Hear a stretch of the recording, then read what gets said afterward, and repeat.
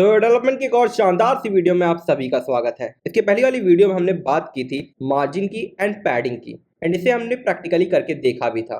And आज की इस वीडियो में हम लोग बात करने वाले हैं डिस्प्ले की, यानी कि डिस्प्ले आखिर होता क्या है, डिस्प्ले ब्लॉक क्या होता है, डिस्प्ले इनलाइन क्या होता है एंड डिस्प्ले इनलाइन ब्लॉक क्या होता है। तो without further delay let start the video. तो सबसे पहले हम लोग बात करते हैं डिस्प्ले के बारे में। देखो, डिस्प्ले प्रॉपर्टी का बेसिकली इस्तेमाल हम लोग अपने वेब पेज में तब करते हैं जब हम अपने वेब पेज के अंदर अपने एलिमेंट्स को कंट्रोल करना चाहें। अगर सिंपल भाषा में बताऊं तो अगर हम लोग अपने एलिमेंट जो अपने वेब पेज में यूज कर रहे हैं वो कैसे हमें डिस्प्ले होंगे, अगर हम इस चीज को कंट्रोल करना चाहते हैं तब हम डिस्प्ले प्रॉपर्टी का इस्तेमाल करते हैं। फॉर एग्जाम्पल, हम अपने एलिमेंट्स को एज अ कॉलम रखना चाहते हैं, यानी एक के नीचे एक, या फिर हम एक ही लाइन में अपने सारे एलिमेंट्स को रखना चाहते हैं। जैसे नैव बार में होता है हमारे यहाँ लोगो होता है, देन यहाँ पे कुछ कंटेंट होता है जैसे home, about, contact, sign in, sign up, ये सारी चीज़ें इधर साइड होती है। तो ये सब चीज़ जो किस तरह हमें चीज़ें अरेंज होंगी, इन चीज़ों को कंट्रोल करने के लिए हम लोग डिस्प्ले प्रॉपर्टी का यूज़ कर रहे होंगे।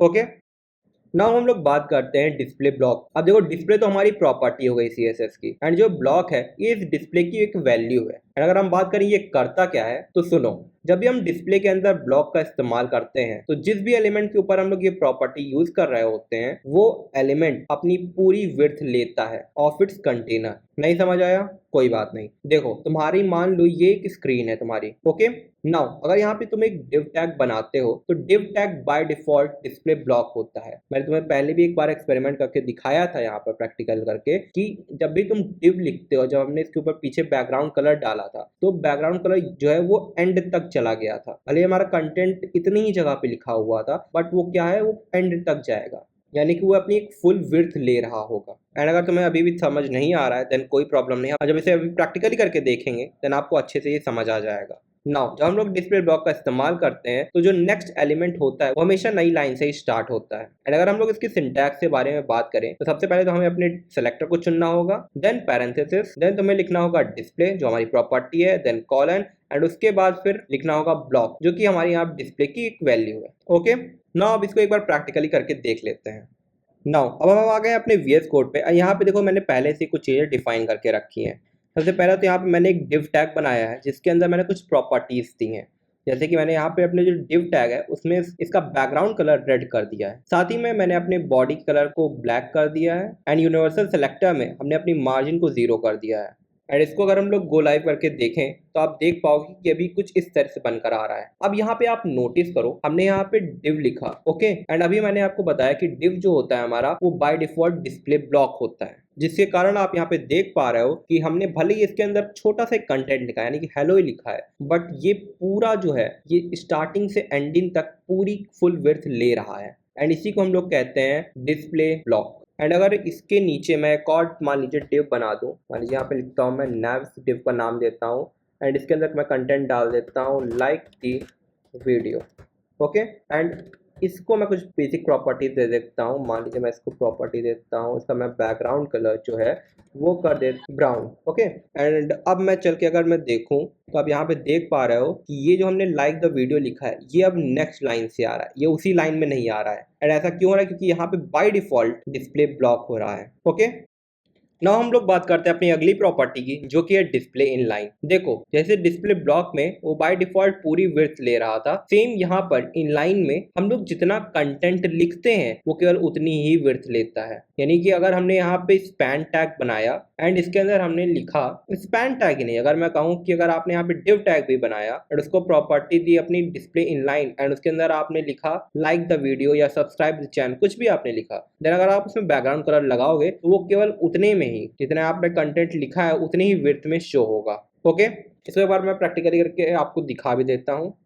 ओके, तो यहाँ पे आप देख पा रहे होगे कि मैंने एक डिव टैग बनाया जिसको मैंने क्लास दी है बॉक्स, एंड इसके अंदर लिखा है सब्सक्राइब द चैनल, ये हमारा कंटेंट है। ठीक है, एंड इस बॉक्स के अंदर मैंने कुछ स्टाइलिंग ऐड की है, जैसे इसका मैंने बैकग्राउंड कलर कर दिया है एक्वा। एंड इसको अगर मैं ब्राउजर में चल के देखूँ एंड इसको रिफ्रेश करूँ तो आप देख पा रहे हो यहाँ पे लिख के आ रहा है subscribe the channel. And by default क्योंकि हमारा जो डिस्प्ले होता है डिव का वो ब्लॉक होता है तो ये पूरी विड्थ ले रहा है। ओके, नाउ अगर मैं यहाँ एक और स्टाइलिंग दूँ डिस्प्ले इन लाइन तो आप देख पाओगे कि जितना हमारा कंटेंट था केवल उतने में ही हमारा बैकग्राउंड कलर शो हो रहा है, यानी कि डिव ने केवल उतनी ही जगह ली है। उसने पूरी जगह ऑक्यूपाई नहीं की है। एंड सेम अगर मैं इसको कॉपी करूँ यहाँ से एंड इसको यहाँ पेस्ट करूँ, यहाँ पे बॉक्स 1 में कर देता हूँ, इसमें इसको मैं कॉपी करूँगा, देन यहाँ पेस्ट करूँगा, इसको कर दूंगा बॉक्स 1 एंड कलर को मैं थोड़ा सा चेंज कर देता हूँ। ओके, तो मैंने कलर चेंज कर दिया एंड अब मैं ब्राउजर में चल के देखूँ तो आप यहाँ देख पा रहोगे कि हमने यहाँ पे दोनों डिव बनाए हैं, ये एक के सामने एक आ रहे हैं, यानी कि अब ये नेक्स्ट लाइन पर नहीं जा रहा है। एंड ऐसा क्यों हो रहा है? क्योंकि हमने यहाँ पर डिस्प्ले इन लाइन की हेल्प ली है। ठीक है, ना हम बात करते हैं अपने थर्ड प्रॉपर्टी की डिस्प्ले की, जो की है डिस्प्ले इन लाइन ब्लॉक। अब देखो ये जो प्रॉपर्टी होती है ये आपकी इनलाइन से सिमिलर होती है। ठीक है, यानी कि बाय डिफॉल्ट आपका कंटेंट जितना विड्थ ले रहा होगा, सेम आपका डिव या स्पैन या जो भी आप टैग ले रहे हो वो उतना ही विड्थ ले रहे होंगे। बट यहाँ पर चेंज क्या है कि यहाँ पर अब आप अपने डिव की विड्थ एंड हाइट डिफाइन कर पाओगे। इससे पहले आप ये चीजें नहीं कर पा रहे थे, बट इनलाइन ब्लॉक लगाने के बाद आप इन सारी यानी कि विड्थ एंड हाइट वाली प्रॉपर्टीज का इस्तेमाल कर पाओगे। एंड एक और चीज ध्यान रखना, बिकॉज ये इनलाइन से सिमिलर होता है, इसीलिए अगर आप दो स्पैन टैग या कुछ भी बनाते हो जिसको आप इनलाइन ब्लॉक की प्रॉपर्टी देते हो तो वो अलग लाइन में नहीं आएंगे, वो एक के सामने एक आएंगे, यानी एक ही लाइन में दोनों रिप्रेजेंट होंगे। ओके, तो मैं आपको एक बार इसको करके दिखा देता हूँ।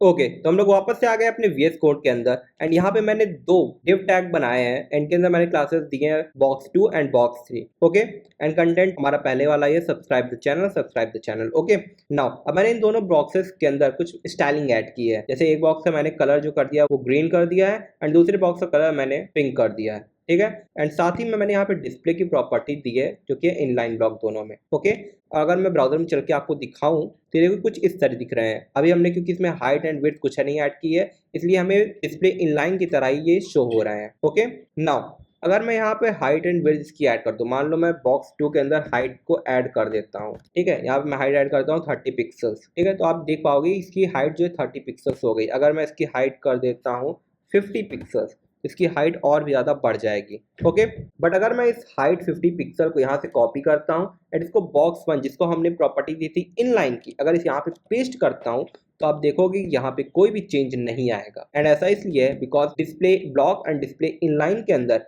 हम लोग हाइट एंड विड्थ को डिफाइन नहीं कर सकते हैं। अगर आपको हाइट एंड विड्थ को डिफाइन करना है देन आपको इनलाइन ब्लॉक का इस्तेमाल करना होगा। ओके, सो आज की वीडियो के लिए बस इतना ही। अगर आपको वीडियो अच्छी लगी तो हमारी वीडियो को लाइक एंड हमारे चैनल को सब्सक्राइब करना बिल्कुल मत भूलना। साथ ही में कमेंट सेक्शन में अपने रिव्यूज दो जाके कि आखिर तुम्हें ये वीडियो कैसी लगी, बिकॉज तुम्हारे रिव्यूज से ही हम अपनी वीडियो को और भी ज्यादा ऑप्टिमाइज एंड इनहांस कर सकते हैं। तो हम मिलेंगे अपनी अगली वीडियो में, तब तक के लिए बाय बाय।